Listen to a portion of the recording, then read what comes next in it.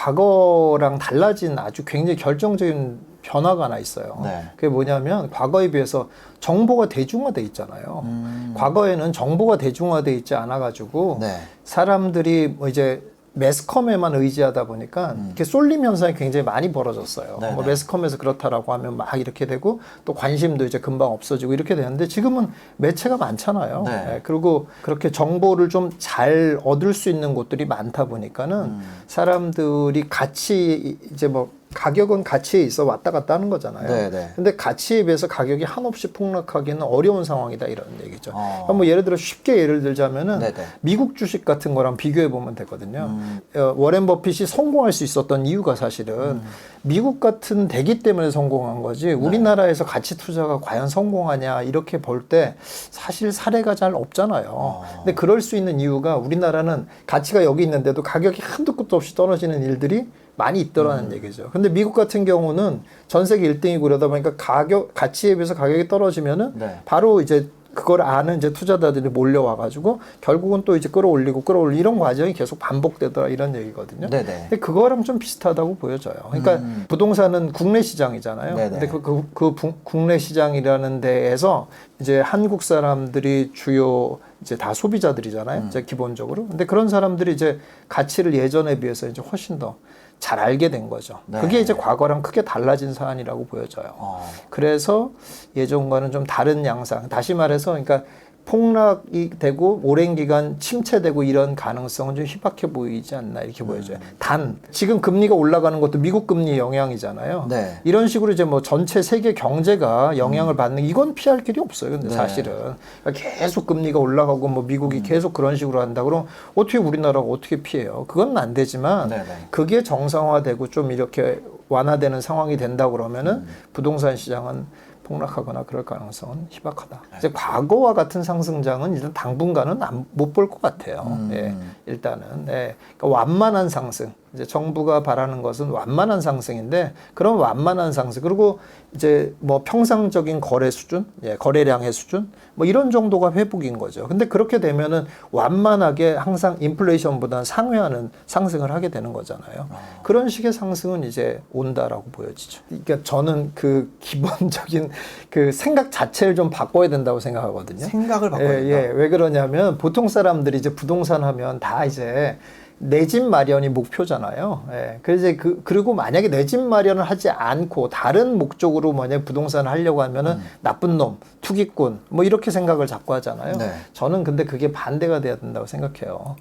특히 자금이 없는 사람일수록 우리가 내 집 마련에 몰두했기 때문에 망하는 거예요. 사실은. 예. 그게 내 집 마련을 하는 게 아니고 뭐부터 생각해야 되냐면 투자로 생각하는 게 더 맞아요. 사실은. 그러니까 투자 자산이다. 부동산은 투자 자산이라고 봐야 되는 게 맞는 거죠. 네. 그렇게 접근을 했으면은 어떻겠어요? 그러면 투자라고 생각을 하면은 내 자금에 무리하게 투자를 하는 건 그 자체가 바보스러운 거잖아요. 근데 내 집이라고 생각하니까 야, 내가 눌러 앉아 있으면 되는데 뭐 무슨 문제가 있겠어? 라고 생각을 한다고요. 전혀 그렇지 않잖아요. 내 집이라고 해도 이렇게 이자 올라가고 그러면 더 고통이 심하잖아요. 네. 근데 그게 아니고 아예 진짜 냉철하게 투자로서 판단을 한다는 얘기는 뭐냐면 내가 목표하고 있는 집이 이렇게 있다고 하더라도 이걸 지금 금방 못 가잖아요. 그러면 이거라도 사놔야 이거보다 못한 거라도 투자할 수 있는 거라도 사놔야 얘가 따라가 줄 거 아니에요. 어쨌거나. 언젠가라도 얘한테 올라탈 수 있는 받고 갈아탈 수 있는 기회가 되는데 이걸 지금 무리해서 이걸 간다든지 아니면 난 이게 안 되니까 아예 때려치고 있다든지 이렇게 둘 중에 하나를 하려고 그런다고요. 그러니까는 안 되는 양쪽이 다 안 되는 한쪽은 영원히 집을 못 사는 경우가 되고 한쪽은 이렇게 이런 위기가 오면은 고생을 하는 경우가 오고 이렇게 된다 이런 얘기죠. 예를 들어 서울에 있는 낡은 아파트 나홀로 아파트와 수도권에 있는 새 아파트 뭐 25평 정도 되는 아파트와 가격이 비슷할 거란 말이죠. 예. 그러겠죠. 근데 뭐가 낫겠냐 이런 얘기예요. 그럴 때 투자성은 수도권의 새 아파트 작은 게 더 낫다 이런 얘기예요. 그 투자성이라는 건 결국 이제 항상 이거잖아요. 평균보다 높은 상승을 할 수 있냐 없냐 이런 거잖아요. 가면 갈수록 평균보다 높은 상승을 할 수 있냐. 근데 평균이라는 걸 조금 더 쉽게 얘기하자면은 그러니까 좀 더 대중이 좀 더 많은 사람들이 찾을 수 있는 대상이 뭘까 이렇게 생각을 해야 되거든요. 하여간 수요가 좀 더 몰릴 수 있는 거, 좀 더 많은 사람들이 가면 갈수록 찾는 사람들이 더 많아질 수 있는 대상 이런 거에 포커스를 맞춰야 되는데 장사하는 사람이라고 하더라도 1000세대쯤 있는 곳에 있는 장사하는 사람들은 종류도 여러 개가 들어올 수가 있잖아요. 뭐 이제 식당만 해도 여러 개가 들어올 수가 있고 여러 개가 그렇게 되잖아요. 근데 뭐 100세대, 뭐 200세대 이런 거 있는 거다. 이렇다 이러면은 편의시설이 확 떨어지는 거죠. 그리고 뭐 이제 편의시설이 주변에 있다고 하더라도 어딜 가야 되고 뭐 어디까지 나가야 되고 이게 불편한 거죠. 이제 그런 편의적인 면에서 매우 떨어지고 당연히 이제 쾌적성도 떨어지고 그리고 돈의 가치로만 보자면 가장 결정적인 문제는 노출도가 떨어지는 게 제일 문제예요. 나홀로 아파트 같은 경우는 소비자 입장에서 뭐가 보여야 말이죠. 나홀로 아파트가 가다가 잘 보이지 않잖아요. 그죠. 잘 눈에 안 띄기 때문에 이걸 내가 사고 싶다라는 욕망도 잘 안 생겨요. 아무래도 이제 뭐 진짜 큰 길에 뭐 이렇게 멀쩡하게 돼 있는데 이런 데들은 그냥 지나다니면서 보고라도 나 저기 가서 살고 싶어 뭐 이런 게 있잖아요. 기본적으로 그런 게 돼야 또 거래도 일어나고 또 거래가 일어나야지 또 이제 시세라는 것도 형성이 되고 이러는데 암만 해도 이제 그런 거에 다 가려지고 어떤 특별한 사람만 하는 것 같고 또 그리고 사람 심리도 생각해 보면 또 알 수 있는 건데 사람은 이제 결국 이제 무리를 지어서 움직이는 걸 좋아하잖아요. 근데 이제 뭐 저 사람도 사고 나도 사고 뭐 이랬다. 그렇다고 하면 본인이 뭘 결정할 때도 좀 용기가 난단 말이에요. 내가 바보짓을 하는 건 아니구나. 근데 나홀로 아파트 같은 건 뭐 거래된 게 뭐 6개월 전에 하나 거래됐어요. 뭐 이렇게 되면 이거 내가 이거 사도 되나? 불안감이 막 드는 거죠. 이제 그런 것들이 이제 거래량을 막게 되고 이러는 거. 그런 게 당연히 이제 올라가는데 한계가 있는 거죠. 그렇습니다. 저는 뭐 얘기한 김에 조금 얘기하면은 서울의 미래를 조금 약간 부정적으로 보거든요. 서울이 나쁘다는 뜻이 아니라 왜 약간 부정적으로 보냐면 수도권이 더 좋아서 장기적으로 봤을 때 서울의 쾌적함보다 더 좋거든요, 훨씬. 서울은 아무리 재개발을 한다고 하더라도 그 한계가 있어요. 그런 쾌적성을 만들어내는 데 있어서 그런 한계가 있기 때문에 조금 수도권 일대 신도시 같은 데들을 좀 더 승산 있게 봐요. 이렇게 투자성은. 더 높게 봐요. 그러니까 이렇게 보면 내가 서울을 한 평균 정도라고 보면 수도권은 평균을 상회할 거다. 물론 수도권이 다 그렇다는 게 아니라 수도권 중에 좀 좋은 데들은 평균을 상회할 거다. 이렇게 보여져요. 그리고 그게 이제 왜 그러냐면 또 아까 이제 제일 중요한 포인트로 이제 쾌적성을 얘기를 했잖아요. 맞아요. 쾌적성과 서울에 비해서 이제 싼 가격. 그리고 이제 앞으로의 그런 거에 투자성을 높여주는 건 이제 교통의 발전. 교통이 좀 더 좋아진다든지 좋아지는 거는 이제 앞으로 계속 벌어질 일이고. 그리고 또 이제 유연 근무가 이제 유연해지는 부분들. 이런 부분들이 같이 겹쳐지면 이제 수도권의 가치가 더 높게 이제 인식이 되는 거죠. 지금은 무조건 서울로 출근해야 된다라는 거에 대한 그런 압박 때문에 이제 서울의 가치가 높은데 이제 그렇지 않을 수 있다 이런 얘기죠. 그리고 뭐 예를 들어 김포를 자꾸 얘기를 했으니까 그런데 뭐 이제 왜냐하면 또 김포가 또 주목을 받을 수 있는 거는 마곡이라는 데가 계속 발전하는 데잖아요. 그러니까는 이제 산업시설이 이제 그렇게 지금까지는 강남과 이제 강북에만 있었었는데 지금 이제 새로운 곳으로 등장하는 데가 이제 마곡과 이제 판교가 이제 다시 이제 새로운 중심권으로 이제 만들어지고 있잖아요. 그러니까 이런 데를 중심으로 한 신도시 같은 데는 앞으로 승산이 많이 있어요. 근데 다만 동탄 같은 데는 너무 올랐기 때문에 당연히 조정받는 과정이 있는 거죠. 판교, 분당 뭐 그리고 이제 그 라인 따라 가지고 뭐 광교 이런 데들은 많이 올랐어요. 수원 이런 데들은 많이 올랐는데 그래도 조금 비교적 덜 오른 데를 얘기하자 그러면은 뭐 이제 동백이라든지 뭐 그런 데들이라든지 이런 데 기흥도 그렇죠. 맞아요. 그런 데들은 좀 아직은 좀 주목을 덜 받았거든요. 이런 데들은 좀 관심 있게 볼 만하죠. 그러니까 아까 제가 서두에 얘기한 것처럼 투자라는 개념, 그걸 자꾸 투기꾼이라고 생각하는 게 아니라 투자라는 개념은 쉽게 말해서 내 돈을, 내 소중한 돈을 잘 부풀려야 내가 나중에 내 집을 마련하는데도 정확하게 이렇게 써먹을 수가 있는 거잖아요. 그래서 그 투자성이라는 개념을 되게 잘 이해를 해야 되고 그걸 먼저 공부할 생각을 해야 돼요, 사실은.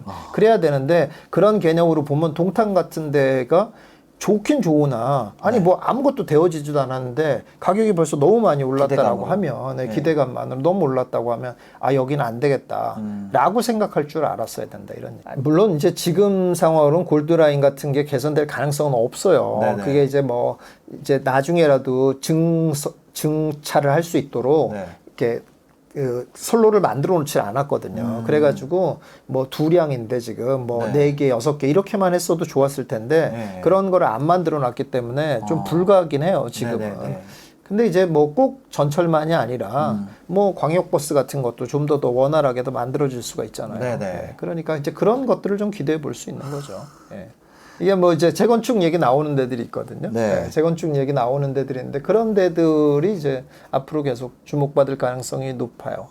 일산.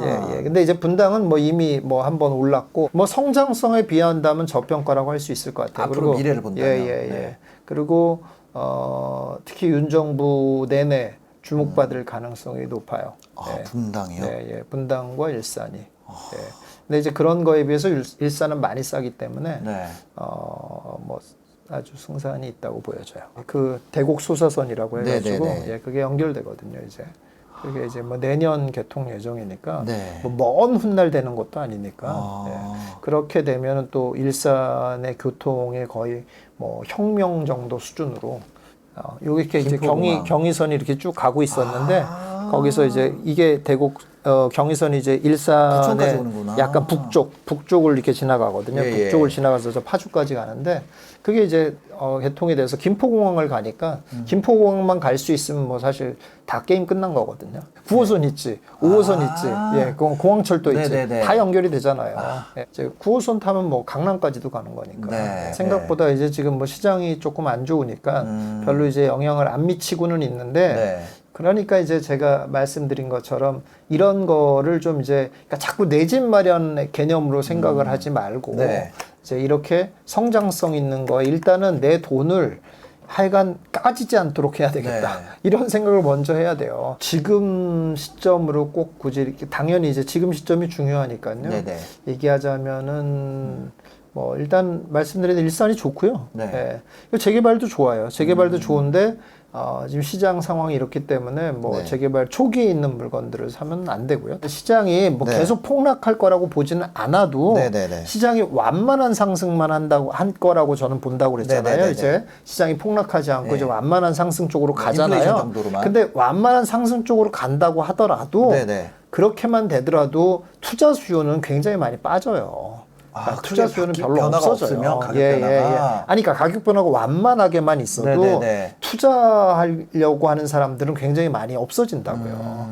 그러니까 실수요 위주, 그러니까 실수요보다는 뭐 조금 아니더라도 뭐 예를 들어서 그러니까 그것도 사실 투자인데 뭐 1년 있다 내가 들어갈 걸 먼저 사놓는다든지 2년 있다 들어갈 걸 먼저 이 정도는 있어도 뭐 그야말로 내가 돈만 벌기 위해서 할 수 있는 걸 해보겠다. 이런 사람들은 굉장히 많이 없어진다고요.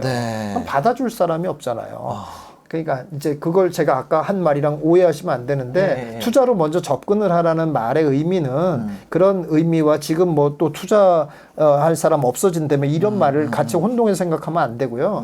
그러니까 우리는 투자성을 가지고 하는 건데 그 투자성이라는 건 결국 거래가 될 수 있는 거를 또 투자성인 거거든요. 그러니까 그런 거래가 될 수 있는 것들은 결국은 실수요자들이라든지 이렇게 이제 뭐 활용할 수 있는 측면이 강해야 되기 때문에 활용할 측면이 안 되고 그저 그냥 돈으로 서로 좀 치고받을 수 있는 이런 정도의 물건들은 뭐 위험할 수가 있죠. 종부세 하나만 가지고는 시장에 영향을 못 미쳐요. 아직은.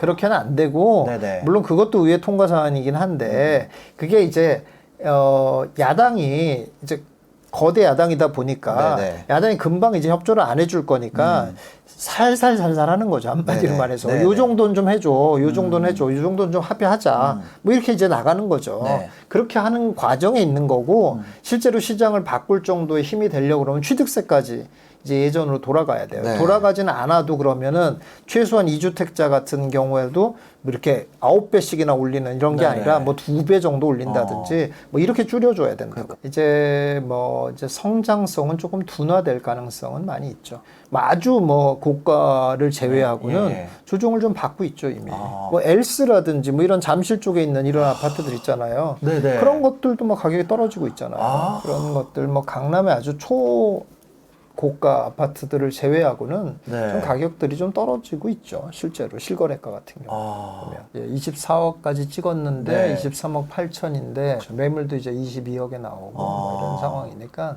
일단 호가 자체는 뭐 한 1억 정도는 다 떨어져 있는 상황이고 네네네. 아직은 좀 버티고 있는 거죠. 22억 5천. 예, 왜냐하면 이제 근데 이제 대출이 부담이 되는 사람들이라든지 이런 분들은 이제 나올 텐데 사실 근데 대출에 부담이 되는 사람이 또 많지도 않기는 해요. 네. 사실은.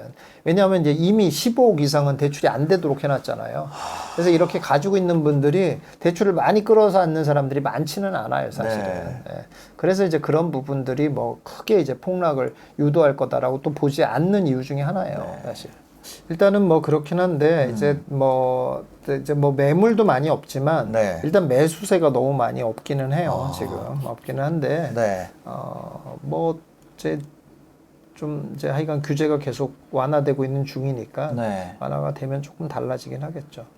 예. 그러니까요. 근데 뭐 예를 들어 내가 한 30억 갖고 있는데 네. 현금 30억 갖고 있는데 네. 뭐 딱히 뭐 할 것도 없다. 네. 뭐 이런 상황이라면 네. 예, 뭐 물론 지금은 금리가 높아져서 은행에 넣어두는 것도 괜찮겠지만은 네네. 뭐 그래도 은행에 넣어놓는 것보단 내가 그래도 뭐 이제 부동산은 성장성이 있으니까 이게 네. 낫겠다라는 정도. 그 라는 정도. 정도로 한다고 하면 괜찮겠지만 네. 다른 거랑 비교해서 뭐 막 대출까지 끌어들여서는 뭐 더더욱 타산이 안 나오는 상황이죠. 아니, 서초는 이제 아무래도 네. 반포가 있으니까 네, 반포가 이제 제일 대장이죠. 반포. 그러니까 반포가 그리고 그게 오르는 이유가 그 반포에 계속 새 아파트들이 있었어요. 그리고 네. 그 자체에 지금 반포에 있는 데들이 그리고 또 원베일리가 있잖아요. 또. 네, 네. 원베일리가 지어지고 있잖아요. 네. 이제 그런 것들이 계속 이제 영향을 미치죠. 자꾸 새 아파트 살고 싶어 하니까 그러다 보니까 이제 안 빠지는 거예요. 이제 근데 그런 외에는 그렇지 않은 데들은 이제 빠지기 시작하는 거죠. 뭐 이제 그런 데들은 지금 뭐 완전히 이제 뭐 거의 뭐 대한민국 뭐 최고의 부촌으로 자리 잡고 있는 상황이기 때문에 뭐 쉽게 빠지지는 않죠. 네. 알겠습니다. 그때도 분당이 막 오르다가 네. 잠깐 조정받는 때였어요. 맞아요. 그 왜 또 조정받았냐면은 그때 이제 저쪽 대장동. 네. 대장동 쪽에 또 입주가 많이 있으면서 네. 또 조정을 받았거든요. 맞아요. 그 분당이 이게 전세가 안 맞춰지다 보니까는 가격이 이렇게 떨어지고 막 이랬었거든요. 그런 타이밍이었는데 지금은 일산은 올랐다가 좀 조정을 받는 게 일단은 하여간 잘 안 오르던 데가 확 오르고 또 재건축 얘기가 나오고 그래서 그러니까 재건축 얘기가 나오고 그랬는데 이제 전체적인 시장 분위기가 이러니까 한번 오르고 멈춘 상태거든요. 그렇죠? 네, 그러니까 지금 들어가긴 괜찮아요. 네. 마지막으로 하고 싶은 말은 일단 뭐 처음에 했던 말을 조금 더 얘기하고 싶은데요. 네. 일단은 이제 자꾸 부동산을 너무 내 집 마련이라는 개념으로 자꾸 생각하지 말고 좀 이제 가치, 그러니까 뭐 꼭 투자라고 하면 자꾸 투기꾼이라고 자꾸 생각을 하니까는 좀 가치 있는 것들을 내가 가지고 있어야 되겠다라는 개념으로 조금 접근을 해보시는 게 좋겠다고 생각이 들고요.